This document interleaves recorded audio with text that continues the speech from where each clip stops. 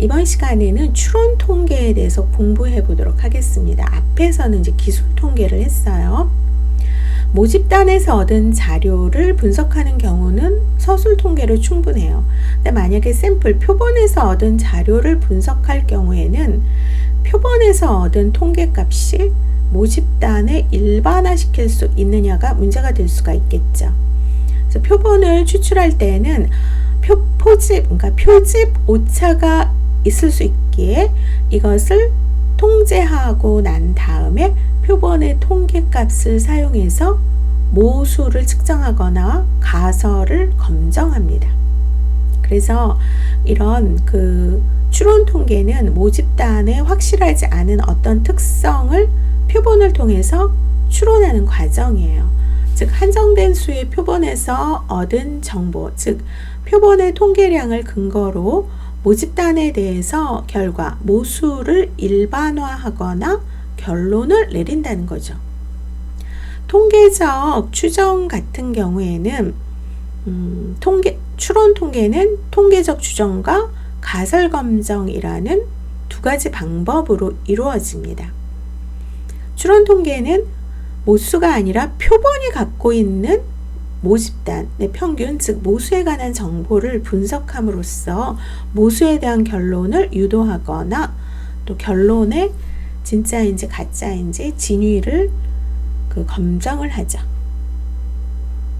그래서 모집단의 파퓰레이션의 모수, 파라미터, 그 다음 표본의 샘플에서는 표본 통계량, 샘플 스태티스틱을 갖고 가설을 검정을 하고 추정을 한다는 거예요. 그렇다면 통계적 추정. 통계적 추정은 대학생들의 하루 평균 수면 시간을 알고 싶다면 우리나라 모든 대학생들의 수면 시간을 조사하면 돼요. 근데 이게 현실적으로 센서스 전수조사하기 어려우니까 어떤 샘플링해서 표본 조사를 하게 되는 거죠. 표본에서 얻은 하루 평균 수면 시간을 사용해서 대학생 전체의 평균 수면을 추정을 하는 거예요. 이와 같이 표본에서 구한 통계량으로 모집단의 모수를 추정하는 것을 statistical inference, 통계적 추정이라고 합니다. 근데 이 통계적 추정은 두 가지로 나누어요. 점 추정과 구간 추정으로 나누는데, 추정이라고 하는 것은 어떤 에스티메이션이라고 하죠. 점 추정이라고 하는 것은 알지 못하는 모집단의 모수를 추산하기 위해서 무작위 표본에서 얻은 정보를 이용해서 모수와 같을 가능성이 가장 높은 하나의 값만을 계산하는 것이고, 그 다음에 구간 추정이라고 하는 것은 구간이 모수를 포함하는 정도를 제시하는데 이 구간을 신뢰 구간이라고 하죠. 자, 그러면 예를 들어서 우리나라 대학생들의 평균 키를 알기 위해서 전체 대학생을 조사하기에는 시간, 노력, 경제 면에서 어려움이 있어요. 이 경우에 우리나라 대학생 중 일부 표본을 선택해서 우리나라 전체 대학생의 키를 추정해야 한다고 하면 표본에서 평균 키를 계산하여 우리나라 대학생들의 평균 키는 173cm이다. 이렇게 한다면은 하나의 값으로 이게 추정이 되는 거죠. 이것을 점 추정이라고 해요. 반면 우리나라 대학생들의 평균 키가 171에서 173cm이다. 이렇게 구간으로 추정하는 것을 구간 추정이라고 합니다. 점 추정의 결과가 정확한지를 판단하려면 모집단을 다시 다 조사해 봐야 하기 때문에 점 추정만으로는 추정의 결과를 얼마나 믿을 수 있는지, 어느 정도의 오차가 발생하는지 알 수가 없겠죠. 그렇기 때문에 모수를 추정할 때에는 점 추정의 결과만을 제시하는 것보다 모수가 어떤 구간에 있는지를 제시하는 것이 좋습니다. 그 다음에 이 구간 추정 같은 경우에는 interval estimation 같은 경우에는 구간이 모수를 포함하는 정도를 제시하는데 이 구간을 신뢰 구간이라고 해요. confidence interval이라고 합니다. 자, 신뢰 구간은 하한값과 상한값으로 나타내고, 이때 신뢰 구간이 추정하고자 하는 모수를 포함할 확률을 신뢰 수준 또는 신뢰도라고 하면서 100%로 나타나는데 1-알파예요. 그래서 이 알파는 오차 유의 수준인데, 예를 들어서 95% 신뢰 수준이라고 신뢰 구간을 100개 만든다고 했을 때 그중 95개는 모수를 포함한다는 뜻이죠. 일반적으로 흔히 사용되는 신뢰 수준이 그래서 95%라고 하는 거고, 이 경우에 유의 수준은 오차를 말하는 거죠. 알파 값 5%예요. 그래서 연구 목적에 따라서 99%, 90%의 신뢰 수준을 이용할 수도 있습니다. 바람직한 신뢰 구간은 신뢰 구간의 폭이 좁아야 하고 신뢰 수준이 높아야 됩니다. 그래서 통계적 추정, 점 추정과 구간 추정을 그 표 11-1의 심근경색 환자의 스트레스 점수를 사용해서 SPSS로 분석을 해보면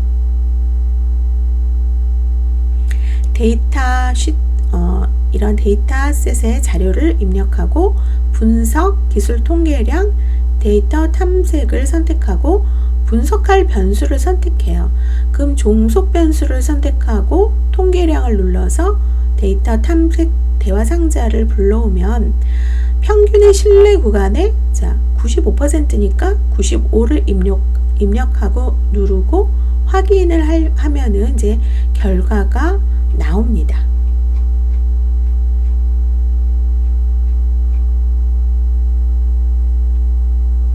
그래서 심근경색 환자의 스트레스 점수의 모평균은 점 추정을 했을 경우에 평균 2.78이에요.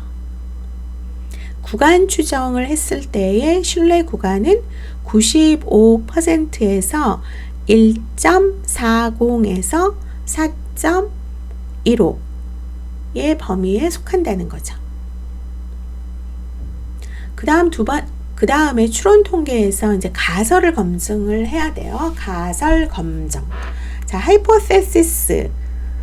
가설이라고 하는 것은 어떤 현상이나 원인이 일어나거나 일어나지 않을 것을 가정하는 것이죠.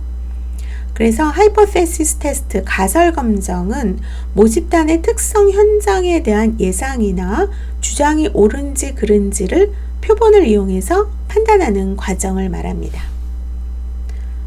첫 번째, 하이포테시스, 가설이라고 하는 것은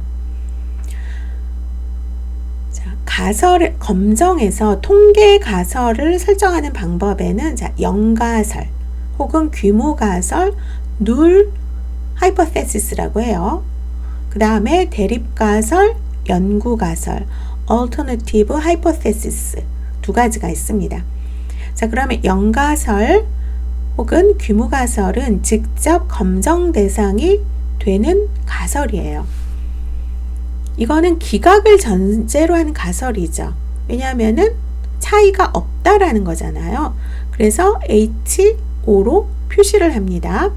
대립 가설은 영가설에서 대립되는 가설로 새로운 예상이나 주장이며 채택을 전제로 해요. 대립 가설은 영가설에서 제시하는 값 이외의 영역이니까 HA 혹은 H1으로 표시해요. 예를 들어서 A지역 성인 남성의 키 평균이 170cm가 아니라고 할 수 있는가에 대한 답을 구하려면 통계적 가설, 자 H5 이거는 영가설 혹은 규모 가설이죠. 170과 같다, 차이가 없다라는 거죠. 근데 H1은 170이 아니라고 하는 거예요. 이게 이제 대립 가설이에요. 그 다음에 A지역 성인 남성의 키 평균이 170보다 크다고 할 수 있는가? 자, 요거는 H5 영가설, 그 다음에 대립 가설은 이렇게 부등호로 이제 표시를 하는 거죠. 만일 A지역 성인 남성의 키 평균은 170보다 작다고 할 수 있는가? 여기에 연가설과 대립가설을 이렇게 표시를 하는 겁니다. 그 다음에 단측 검정과 양측 검정이 있어요. 자, 먼저 양측 검정이라고 하는 것은 two-tailed 테스트라고 하는데, 표본에서 어떤 변수의 값을 측정하거나 어떤 변수의 값을 실험해서 얻은 산술 평균, 민을 검정하고자 할 때에는 그 결과가 모집단의 평균과 차이가 있는지만을 검정하는 경우와 그 결과가 모집단의 평균보다 큰지 또는 작은지를 검정하는 경우에 두 가지가 있어요. 예를 들면 two-tailed 테스트라고 하는 것은 표본의 평균이 모집단의 평균과 같은지 다른지를 판정하는 거고, 그 다음에 단측 검정은 표본의 평균이 모집단의 평균보다 큰지 작은지를 판정하는 것이죠. 그래서 교재에는 양측 검정과 단측 검정의 표시가 되어 있습니다. 세 번째가 이제 검정 통계량과 기각역이에요. 테스트 스태티스틱을 설정한 가설을 검정하기 위해서 표본에서 구한 통계량을 말하는데, 연가설을 기각하거나 채택할 수 있는 기준입니다. 일반적으로 검정하려는 모수의 점 추정량을 사용하는데, 검정 통계량을 계산할 때 G분포, T분포, F분포 이 세 가지 중에서 어느 분포를 사용할 것인지는 표본의 수나 집단의 수나 모집단의 표준 편차를 알고 있는지 여부에 따라서 결정을 하는 거죠. 그래서 만약에 G분포를 검정 통계량으로 사용할 경우는 모집단의 표준 편차를 알고 있으며 표본수가 대표본인 경우 많은 거죠. T분포를 검정 통계량으로 사용할 경우에는 모집단의 표준 편차를 알지 못하고 있으며 표본수가 소표본일 경우입니다. 그래서 검정하려는 모수와 검정 통계량, 자, 모집단 평균이 뮤예요. 뮤1과 뮤2의 차이, 그 다음에 이거는 모집단 확률 P고, 그 다음에 이 검정 통계량, 표본에서 표본의 평균을 X바, 그 다음에 X바 1에서 X바 2의 이제 차이, 그 다음에 표본의 확률은 이게 햇 모양이라고 하니까 P 햇이라고 표시를 하는 거죠. 그 다음에 기각력인데, 자, rejection region이라고 하는데, 검정 통계량이 취하는 구간 중에서 연가설을 기각한다. 이건 뭘까요? 연가설이 옳다고 판단할 수 없다라고 하는 걸 말하는 거죠. 연가설의 채택력은 기각력을 제외한 모든 부분이 되겠죠. 기각력과 채택력의 경계를 임계점, 크리티컬 포인트라고 합니다. 임계점이 정해지고 기각력이 결정되면 검정 통계량이 이 기각력에 속하는지 속하지 않는지에 따라서 연가설의 기각 여부를 결정을 합니다. 만약에 유의 수준 알파 값이 0.05, 양측 검정일 때 임계값이 1.96임을 G 분포표에서 알 수가 있습니다. 이때 계산된 검정 통계량이 2.230이라고 하면은 연가설이 어떻게 될까요? 기각이 되죠. 그리고 대립가설을 채택을 합니다. 하지만 통계량이 1.76이면은 1.96보다 작으니까 연가설을 채택하게 됩니다. 양측 검정에서는 검정 통계량의 절대값이 기각력보다 크면 연가설을 기각해요. 자, 여기에서 절대값을 보는 거죠. 근데 단측 검정에서는 검정 통계량이 양 또는 음의 어떤 한쪽 방향으로 봤을 때 기각력보다 크거나 또는 작다면 연가설을 기각합니다. 그 다음에 통계적 검정의 오차예요. 일반적으로 가설 검정은 가설을 증명하는 것이 아니고 표본에서 얻은 자료를 바탕으로 그 가설을 지지하는지 그렇지 않은지를 알아보는 것이기 때문에 가설 검정은 완벽할 수 없습니다. 즉 영가설을 채택할 경우에는 영가설이 옳다고 단정하기보다는 영가설을 기각하는데 실패했다고 하는 것이 맞겠죠. 가설의 채택이나 기각은 확률적으로 맞을 가능성이 얼마이다라고 표현하는 것이 정확합니다. 근데 이 가설 검증은 모집단을 모두 조사한 것이 아니죠. 표본에서 통계적 추론을 한 것이기 때문에 언제든지 잘못 판단할 가능성이 있어요. 이때 1종 오류와 2종 오류로 설명을 하게 됩니다. 자, 여기 이제 표를 보면서 실제로 참인 사실에 대해서 연구자가 사실이라고 판단하면 좋은데 이게 옳은 결정이죠. 가끔 사실이 아니라고 오판할 수가 있어요. 그럴 경우에 일종 오류, 타입 1 에러 알파 오류라고 해요. 즉 영가설이 참인데 그 가설을 기각하는 경우 영가설을 기각하고 대립가설을 채택하는 오류이며 이것을 유의 수준이라고 합니다. significant level이라고 하죠. 반면 실제로 사실이 아니에요. false인 사실에 대해서 연구자가 거짓이라고 판단하면 좋은데 옳은 결정이죠. 이게 가끔은 true, 사실이라고 오판할 수가 있어요. 그렇기 때문에 이 경우를 type 2 error, 베타 오류, 이종 오류라고 하죠. 영가설이 참이 아닌데 채택하는 경우를 말하죠. 그래서 영가설을 기각할 때는 항상 일종 오류를 범할 가능성이 있고 영가설을 채택할 때에는 이종 오류를 범할 가능성이 있습니다. 근데 이종 오류는 실제로 대립가설의 타당성을 입증하지 못하는 경우 발생하는 오류를 말하고 따라서 1-베타 검정력이라고 하는데 이거는 대립가설이 참이고 검정 결과 역시 대립가설이 참임을 입증하는 확률을 의미합니다. 다시 말하면 1-베타는 입증하고자 하는 대립가설의 타당성을 나타내는 정도이죠. 그래서 이것을 파워 검정력이라고 합니다. 그래서 1종 오류가 무엇인지 2종 오류가 무엇인지를 정리를 하셔야 됩니다. 그래서 검정력, 파워를 보면 통계적으로 유의한 차이를 찾는 능력이에요.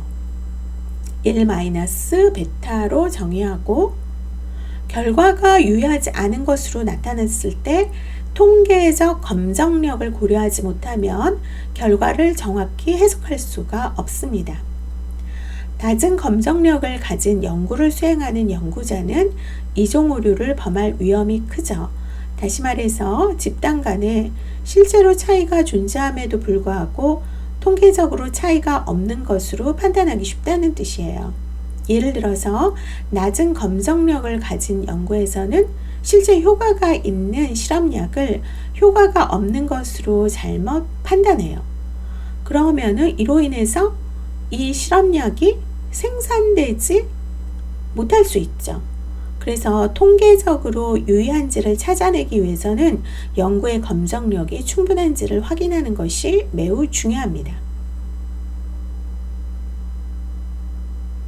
검정력 분석에서는 연구의 검정력을 계산하거나 원하는 검정력, 보통 0.80 이상을 얻기 위한 표본 크기를 계산하는 방법을 주로 사용하죠. 모든 통계적 검정력 분석은 통계적 추론에서 사용되는 4가지 수치인 유의 수준, 검정력, 표본 크기, 효과 크기의 관계를 사용합니다. 유의 수준은 일종 오류를 범할 확률이에요. 연구 시작 전에 결정을 합니다. 유의 수준으로는 흔히 0.10, 0.05, 0.01을 사용을 하는데 검정력은 일반적으로 0.80을 사용을 합니다. 검정력은 높을수록 바람직하지만 이 경우 비현실적으로 많은 표본 크기가 필요해지고 표본의 크기는 연구에 사용되는 표본의 숫자이기 때문에 2개 이상의 집단을 비교할 경우에는 각 집단의 크기를 의미를 합니다. 그 다음에 이제 효과 크기인데, 효과 크기는 측정하고자 하는 실제 효과의 최대치, 즉 관심 영역에서 실제 보이는 차이의 최대치를 말합니다. 예를 들어서 2개의 평균을 비교할 때 효과 크기는 표준 편차로 평균의 차이를 말하죠. 상관관계의 경우 효과 크기는 상관계수 R로 표시해요. 효과 크기가 0이라고 하는 것은 비교 집단들 사이의 차이 혹은 연관성이 없음을 의미하면서 연가설하에서 효과 크기가 0이 됩니다. 평균 비교의 경우 비교 집단 사이에 평균 차이가 클수록 효과 크기는 커지게 되죠. 예를 들면 전 인구의 평균 IQ가 100이라고 할 때 어떤 집단에서 평균 IQ가 105라고 하면 효과 크기는 5 IQ 유닛이 돼요. 자, 그래서 검정력 분석에서 실제 선택하게 되는 효과 크기는 매우 주관적이라고 할 수가 있습니다. 그래서 어떤 것을 임상적으로 의미 있다고 볼지는 같은 주제를 다룬 선행 연구가 어떠했는지에 달려있죠. 그래서 문헌 고찰이 굉장히 중요한 거죠. 많은 논문을 봐야겠죠. 그 다음 가설검정의 실제예요. 가설검정의 기본 원리는 같지만 자료의 종류나 특성에 따라서 몇 가지 방법이 있어요. 다음과 같은 단계를 거치죠. 첫 번째, 분석에 사용할 통계 기법을 결정을 해야 돼요. 변수의 종류, 변수의 분포, 연구 설계 및 연구의 목적에 따라 달라지고, 두 번째, 연가설과 대립가설을 설정합니다. 연가설과 대립가설을 이제 설정을 한다라고 하는 것은, 예를 들어서 이완요법을 훈련받은 산모가 호흡법을 교육받은 산모보다 분만 시 통증을 덜 느낄 것이다 라는 연구가설이 있다면, 자, 연가설, 대립가설, 또 이완요법을 훈련받은 군의 통증 평균값, 호흡법을 교육받은 군의 통증 평균값을 정하는 거예요. 그 다음 세 번째, 유의 수준과 기각역을 설정합니다. 일반적으로 0.05의 수준으로 정하죠. 근데 만약에 더욱 엄격한 검정이 요구가 된다. 그러면은 0.01 또는 0.001로 정할 수가 있습니다. 네 번째, 검정 통계량을 계산을 하고, 다섯 번째, 통계적 결정을 하는 거죠. 검정 통계량이 유의 수준에서 기각역에 포함되는지를 확인하고, 기각역에 포함되면 가설을 기각하고, 기각역에 포함되지 않으면 가설을 기각할 수가 없어요. 또 신뢰 구간이 0을 포함하는지를 확인해서 0을 포함하면 유의한 차이가 없고 0을 포함하지 않으면 유의한 차이가 있다는 거죠. 자, 그리고 난 다음에 결론을 내리는 거예요. 유의 수준에서 통계적으로 유의한 차이가 있는지, 예를 들어서 전국 심근경색 환자의 스트레스 평균 점수를 3이라고 했을 때 응답자의 평균 점수가 전국 심근경색 MI 환자의 그 스트레스 평균 점수와 차이가 있는지를 이제 검정을 해보면, 그 교재를 보면 자료를 입력하고 스트레스 지수를 다 입력하고 난 다음에 분석, 평균 비교, 1 표본 T검정을 선택을 하고 분석할 변수를 선택하고 검정 변수란으로 옮겨요. 검정값에 3을 확인하고 확인을 누르고, 즉 검정값은 3인 거라는 거죠. 표본의 스트레스 점수 평균이 전국 MI 환자의 스트레스 평균 점수 3과 차이가 있는지를 검정하는 거예요. 이 검정에서 유의 확률이 0.719로 나왔기 때문에 유의한 차이가 없는 것으로 나타나고 있고, 차이의 95%의 신뢰 구간이 0을 포함하지 않기 때문에 유의한 차이가, 자, 0을 포함하지 않아 유의한 차이가 있는 것으로 보이는 거죠. 본 결과에서 0을 포함해서 유의한 차이가 없는 것으로 나타났습니다. 자, 이번 강의는 여기서 마치는데 이 부분에서는 어떤 것을 봐야 되냐면은 SPSS를 이제 돌려서 이렇게 보는 건데, 이건 이제 그 가설 검증의 실제. 그래서 첫 번째 어떤 것을 해야 되고, 그 다음 두 번째, 세 번째, 네 번째, 이 순서를 꼭 기억을 하시기를 바랍니다. 이번 강의는 여기서 마치도록 하겠습니다.